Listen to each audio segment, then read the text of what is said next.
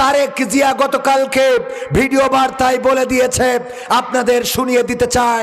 তিনি বলেছেন যে জনগণকে বোকা ভাববেন না, জনগণ যদি মুখ ফিরিয়ে নেয়, ধারণা করেছেন, আমার কথা বলছি না, তারেক জিয়ার কথা বলছি, ভিডিও ফুটেজ লাগলে আমার কাছ থেকে নিয়ে নেবেন।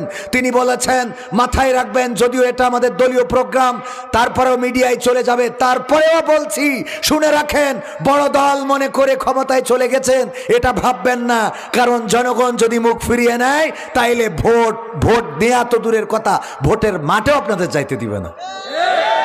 কারণ জনগণ আর মার্কা দেখে ভোট দিবে না।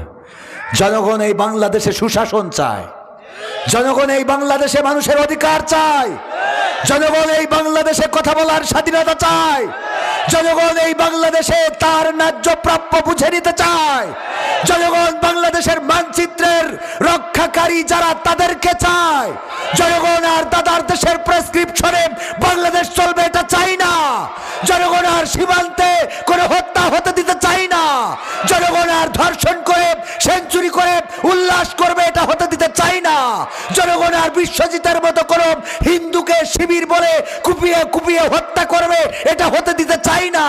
জনগণ আর কোনো মন্দিরে হামলা হবে এটা হতে দিতে চাই না। জনগণ এই বাংলাদেশে সুশাসন চায়, সব ধর্মের মানুষ তার স্বাধীনতা নিয়ে বসবাস করবে, এটা যারা দিতে পারবে তাদেরকেই জনগণ নির্বাচিত করবে।